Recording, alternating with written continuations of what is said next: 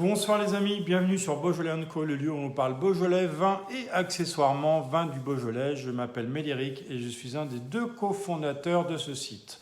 On se retrouve pour évoquer notre Beaujolais Box du mois d'octobre, et oui déjà, comme le temps passe vite, et plus spécifiquement le deuxième vin de cette Beaujolais Box d'octobre que je m'empresse de vous présenter. Il s'agira d'un vin blanc, chardonnay donc pour le cépage, domaine Petit Pérou, cuvée terrain rouge, voilà. Alors, millésime 2020, voilà. Pourquoi un blanc d'abord? Tout simplement parce que de plus en plus, le Beaujolais blanc ou le Beaujolais village blanc, puisque le vin blanc peut se trouver sur deux appellations, Beaujolais ou Beaujolais village, est de plus en plus demandé, de plus en plus qualitatif chez les vignerons. Et donc c'est intéressant, je pense, que de vous présenter aussi des vins issus de ce cépage chardonnay, qui est le seul cépage autorisé pour entrer dans l'appellation Beaujolais ou Beaujolais village, pour les blancs. Tout simplement parce que, encore une fois, les vins blancs du Beaujolais n'ont pas à rougir comparativement, par exemple, à ceux de leur cousin tout proche, Mâconnais. Voilà. Domaine du Petit Pérou, domaine familial depuis 1900 et quelques, 1904 si je ne dis pas de bêtises, qui, qui est situé sur Villiers-Morgon et qui a aujourd'hui à peu près une dizaine d'hectares sur le cru Morgon, mais au total c'est à peu près 18 hectares pour le domaine, ce qui est quand même relativement conséquent.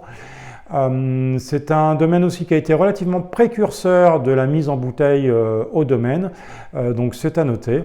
Et enfin, c'est une originalité aussi le concernant, d'avoir planté de la Syrah. C'est une nouveauté que l'on commence à trouver, soit parce que les vignerons veulent expérimenter d'autres cépages, soit, ou pour essayer de s'adapter à ce fameux réchauffement climatique.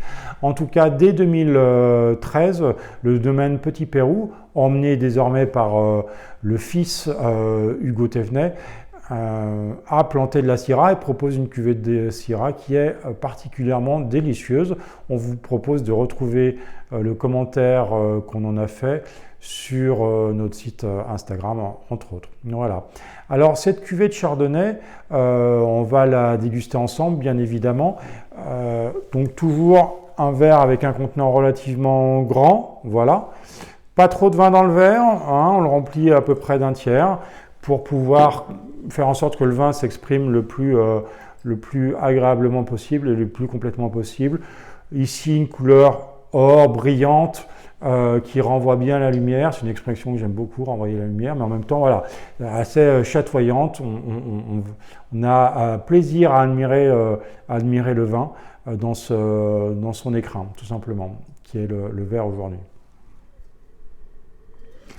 Un nez qui est dominé majoritairement par des notes un petit peu d'élevage. Alors il faut savoir que la cuvée effectivement est élevée en fût de chêne, mais ce sont des vieux fûts de 5 à 10 ans. Les vignes, elles, sont relativement jeunes, une dizaine d'années. On est situé sur un terrain plutôt argilo-calcaire qui convient bien au cépage chardonnay en fait, avec un sous-sol un peu schisteux, donc qui convient très bien au chardonnay. Et donc là, le nez d'élevage se manifeste par le côté un petit peu vanillé, un petit peu beurré, un petit peu boisé, mais très délicat. Rien de démonstratif ou en tout cas d'opulent qui viendrait masquer le reste du cépage. On retrouve un côté un petit peu légèrement agrume également, un petit peu citronné, le côté un peu sous-bois, champignon blanc que je peux également trouver. Un nez assez aromatique, très plaisant.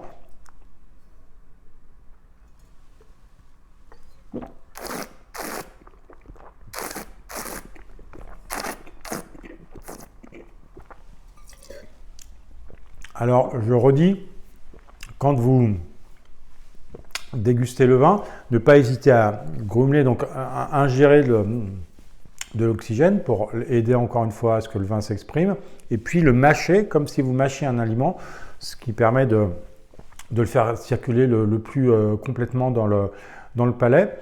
Là, on a une bouche bien en chair, assez ronde, assez onctueuse, du fait de l'élevage notamment. Mais ce qui frappe également, c'est le côté très fluide, très digeste, très frais du vin qui est apporté par une trame minérale, un petit peu saline comme ça, que l'on note tout au long de la dégustation. Quelque chose d'assez fin, assez élégant, qui véritablement vient balancer et équilibrer le côté un petit peu rond, onctueux et boisé du vin.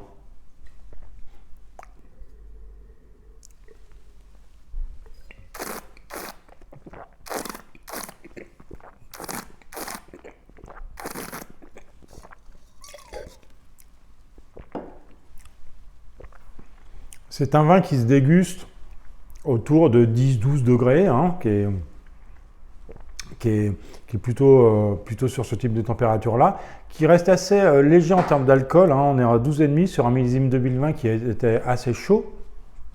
Et donc, Hugo Thévenet a eu la prouesse justement d'arriver à dompter cette chaleur, ce millésime très solaire, très chaud, pour garder un vin très équilibré, très frais, qui, encore une fois, confirme le côté un petit peu salin, minéral, un peu étiré, en finale notamment, où on a cette fraîcheur, ce côté salivant qui reste à la dégustation.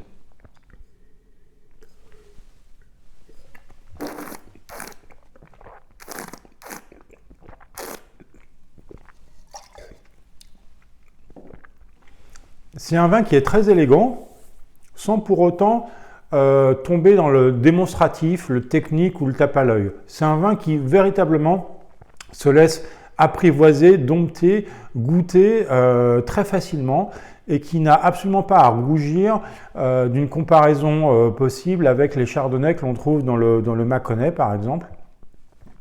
Où là, encore une fois, Hugo arrive à proposer un vin en rapport prix-plaisir qui est absolument remarquable.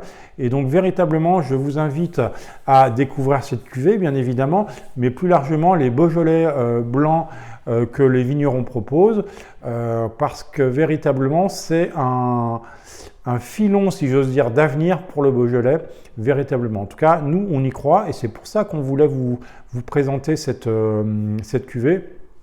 Petite mention complémentaire pour vous dire que cette cuvée a également été mentionnée, en tout cas le millésime 2019 pour le coup, a été mentionné et d'une bonne notation avec une distinction particulière, coup de cœur du guide Hachette. Donc on pourra, si vous le souhaitez, vous renvoyer également à cette lecture-là.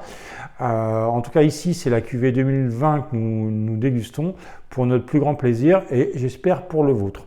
Voilà, n'oubliez pas de refroidir un petit peu votre vin, 10-12 degrés pour cette cuvée de Chardonnay, d'ouvrir votre bouteille un petit peu à l'avance et puis après le vin vous guidera sur la dégustation, sur le plaisir de la dégustation, mais à noter le côté un petit peu rond, onctueux de ce chardonnay élevé en fût de chêne, sans pour autant se départir d'une très belle fraîcheur, d'une très belle minéralité saline et qui garde la bouche très digeste, très agréable. Merci à vous, à très bientôt sur Beaujolais & Co et n'hésitez pas à nous retrouver sur notre site. Bye, bonne dégustation.